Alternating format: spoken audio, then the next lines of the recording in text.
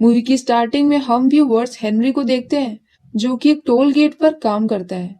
यहाँ पर उसकी लाइफ इतनी ज्यादा बोरिंग होती है और उसकी अपनी जिंदगी में कोई भी एम नहीं होता है। हेनरी की एक वाइफ होती है जिसका नाम होता है डेबी, और डेबी भी उससे परेशान होती है क्योंकि वो इतना ज्यादा शांत होता है और कुछ भी नहीं बोलता है। ऐसे ही एक दिन उसका फ्रेंड आता है जिसका नाम होता है एडी। एडी उससे बोलता है कि उन्हें फुटबॉल मैच में एक प्लेयर चाहिए क्योंकि जो की तबीयत खराब हो गई है। तो इसके बाद हेनरी मान जाता है और उसके साथ उसकी कार में बैठ जाता है। पर ये लोग फुटबॉल ग्राउंड जाने के बजाय एक बैंक के सामने जाके खड़े हो जाते हैं। असल में यहाँ पर ये लोग चोरी करने के लिए आए थे, जिसका अनजाने में ही हेनरी पार्ट बन गया था। वो लोग हेनरी को कार के अंदर छोड़ देते हैं और गन्स लेकर के अंदर चोरी करने के लिए चले जाते हैं। पर यहाँ पर पुलिस आ जाती है तो वो सब तो भाग जाते हैं, पर हेनरी जिसको कुछ भी नहीं पता था वो कार लेकर के वही बैठा रहता है। और उसकी ड्रेस और रॉबर्ट की ड्रेस एक जैसी होती है फुटबॉल की टीम की, इसीलिए उसे पकड़ लिया जाता है। पर यहाँ पर उसे बहुत ज्यादा पूछने के बाद भी हेनरी नहीं बताता है कि उसके साथ और कौन था। तो इसीलिए सिर्फ हेनरी को ही जेल में डाल दिया जाता है और उसे यहाँ पर 3 साल की सजा होती है।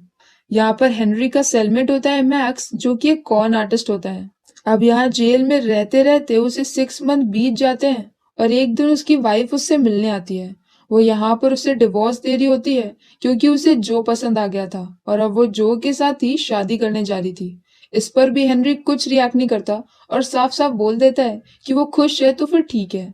और इसके बाद कुछ साल और बीत जाते हैं और अब फाइनली हेनरी की सजा खत्म हो जाती है और वो ये जेल से बाहर आ जाता है। जेल से बाहर आने के बाद वो एक बार फिर से क्लूलेस होता है कि उसको आगे अपनी जिंदगी में क्या करना है।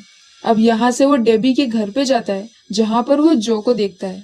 यहाँ पर डेबी प्रेग्नेंट होती है और वो उसे हेनरी का सामान दे देती है।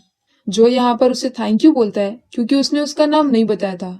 तब हेनरी बोलता है कि उसे पता ही नहीं था कि जो का नाम क्या है, और इसके बाद वो सामान लेकर के चला जाता है। अब नेक्स्ट सीन में हेनरी उसे बैंक के सामने जाता है जहां से 3 साल पहले उसे अरेस्ट किया गया था।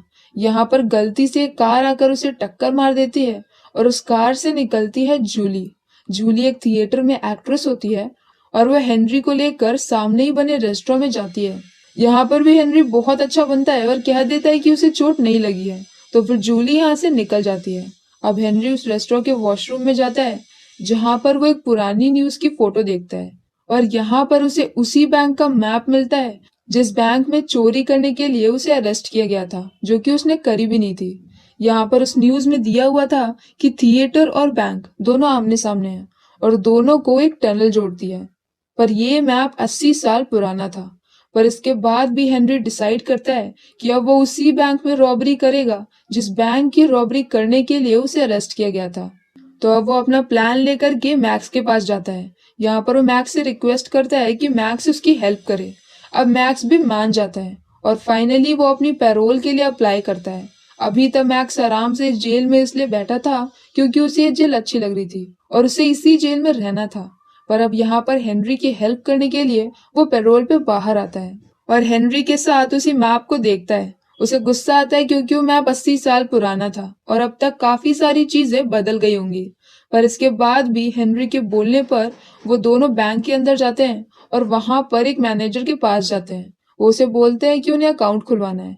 यहाँ पर मैक्स क्योंकि बहुत अच्छा कॉन आर्टिस्ट था तो वो बातों में बहुत अच्छा होता है और वो बातों ही बातों में मैनेजर से सारी बातें निकलवा लेता है।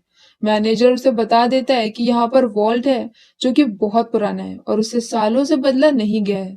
तो मतलब कि मैप के अकॉर्डिंग काफी सारी चीजें सेम ही होंगी। अब यहाँ बैंक से निकलने के बाद वो लोग उसी थिएटर में जाते हैं जो कि जस्ट सामने ही बना होता है। इस थिएटर में हेनरी और मैक्स जूली से मिलते हैं और इसके बाद मैक्स वहाँ के एक आदमी के साथ थिएटर घूमने लगता है। असल में उसने ये बताया था कि वो 30 साल पहले यहीं पर काम करता था, तो उसे यहाँ पर घूमने की परमिशन आसानी से मिल जाती है। यहाँ पर घूमते घूमते वो लोग एक कैरेक्टर के ड्रेसिंग रूम के सामने आते हैं और तब वो आदमी उसे बताता है कि यहीं पर अंदर एक टनल थी पर अब उसे बंद कर दिया गया है और उसके सामने ये ड्रेसिंग रूम है। दूसरी तरफ हेनरी यहाँ पर जूली को डेट के लिए पूछता है तो वो हाँ बोल देती है और इसके बाद ये दोनों वहां से निकल आते हैं। शाम को हेनरी डेट पे जाता है जहाँ पर उसकी जूली से अच्छी बात होती है और वो दोनों रिलेशनशिप में आ जाते हैं। यहाँ पर हेनरी उसे चोरी के बारे में सब कुछ बता देता है और इसके बाद वो जूली को लेकर के मैक्स के पास जाता है। मैक्स को पहले गुस्सा आता है कि उसे चोरी के बारे में सब कुछ पता है, पर बाद में वो संभल जाता है और अब वो लोग जूली के साथ वापस से उसी प्ले में जाते हैं जहां पर वो प्रैक्टिस कर रही थी। यहाँ पर मैक्स का प्लान होता है कि हेनरी को वो वही रोल दिलवाएगा जिस रोल का ड्रेसिंग रूम के पीछे वो वॉल्ट बनी हुई है, ताकि वो लोग आसानी से उस दीवार को तोड़कर अंदर टनल तक पहुंच सके। हेनरी तो पहले मना करता है, पर बाद में वो मान जाता है और फिर उसे वो रोल भी मिल जाता है क्योंकि वो एक नेचुरल एक्टर होता है और उसकी रियल लाइफ और वो कैरेक्टर दोनों लगभग एक ही जैसे थे। और अब नेक्स्ट सीन में वो लोग दीवार तोड़ना शुरू करते हैं। यहाँ पर दीवार के पीछे उन्हें वो टनल दिख जाता है, पर उसे बंद कर दिया गया था तो उन्हें भी उसे खोदना था और वो ये काम अकेले नहीं कर सकते थे। अब वो लोग यहाँ से जो के पास जा रहे थे कि तभी वहां पर उन्हें उसी बैंक का वॉचमैन देख लेता है। वो कहता है कि उसकी नजर उनके ऊपर काफी वक्त से है और उसे पता है कि वो लोग बैंक में चोरी करने वाले हैं, पर यहाँ पर वॉचमैन उनकी हेल्प करने के लिए बोलता है। असल में वॉचमैन को बैंक ने धोखा दिया था और उन्होंने उसको लोन नहीं दिया था, जिसकी वजह से उसकी वाइफ की डेथ हो गई क्योंकि वो बहुत ज्यादा बीमार थी और उसे पैसों की जरूरत थी। इसलिए अब वो बैंक से बदला लेना चाहता है। वो उन्हें बताता है कि हर वीक में एक बार जो कि अलग अलग जगह से पैसे लाकर यहाँ पर रख देती है और फिर नेक्स्ट मॉर्निंग सारे पैसे छोटी बैंकों में दिए जाते हैं। तो अगर उसे चोरी करनी होती तो वो उसी वक्त में करता क्योंकि उस वक्त वॉल्ट में 8 से 12 मिलियन डॉलर्स होंगे। साथ में वो ये भी बोलता है कि वो अलार्म वगैरह ऑफ कर देगा ताकि वो लोग आसानी से चोरी कर सके।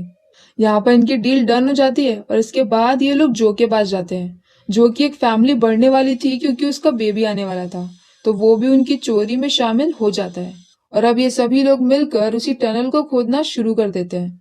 पर जो एक नशेड़ी था तो वो नशे में सारी बातें एडी को बता देता है और एडी बहुत ही बदतमीज था और अब वो जबरदस्ती आकर उन्हें धमकी देता है कि अगर उन्होंने उसको भी टीम में नहीं लिया तो वो पुलिस को सब कुछ बता देगा और अब मजबूरी में आकर उन्हें उसे भी टीम में लेना पड़ता है। दूसरी तरफ उन्हें पता चलता है कि सिर्फ 2 दिन बाद ही उनके प्ले का पहला शो होने वाला है और यहाँ पर उन्हें पहले ही शो में चोरी करनी थी। तो अब हेनरी ये सारी बातें जूली को बता देता है कि वो चोरी करने वाला है और 2 दिन बाद वो यहाँ से चला जाएगा। ये सुन करके जूली को गुस्सा आता है और उसका उससे झगड़ा हो जाता है और अब फाइनली शो का दिन आ जाता है। यहाँ पर सामने स्टेज पर हेनरी परफॉर्म कर रहा था और बाकी नीचे तीनों लोग उसी टनल को खोद रहे थे। यहाँ वो लोग जब वॉल्ट के नीचे पहुंचते हैं तो वो लोग जमीन तोड़कर वॉल्ट में चले जाते हैं और वहां से सारे पैसे बैग में भर लेते हैं। पर अब यहाँ पर एडी उन्हें धोखा देता है और उन दोनों को ही गन पॉइंट पर ले लेता है। पर तभी वहां पीछे से हेनरी आ जाता है और उनके बीच में फाइट स्टार्ट हो जाती है जिसमें मैक्स एडी को बहुत मारता है और वो लोग उसे मार पीट के उसी टनल में डाल देते हैं और वहां से कार से निकल जाते हैं। पर यहाँ पर आधे रास्ते में पहुंचने के बाद हेनरी को रियलाइज होता है कि वो बहुत गलत कर रहा है, इसीलिए वो कार से उतरता है और वापस से उसी प्ले में पहुंच जाता है जहां पर प्ले का अब लास्ट सीन चल रहा था। वो स्टेज पर जा करके जूली को प्रपोज करता है और उससे सॉरी बोलता है और इसी के साथ उनकी प्ले की एंडिंग पूरी तरह से बदल जाती है और वो दोनों स्टेज पर ही झगड़ने लगते हैं। पर थोड़ी देर बाद जूली मान जाती है और हेनरी उससे बोलता है कि वो उससे आकर के मॉस्को में मिले क्योंकि अब वो यहाँ पर नहीं रह सकता क्योंकि यहाँ पर तो वो पकड़ा जाएगा। और जूली के हाँ बोलने के साथ फाइनली हेनरी को उसकी लाइफ में एम मिल जाता है और वो खुशी खुशी वहां से निकल जाता है और इसी के साथ ये फिल्म यहीं पर खत्म हो जाती है।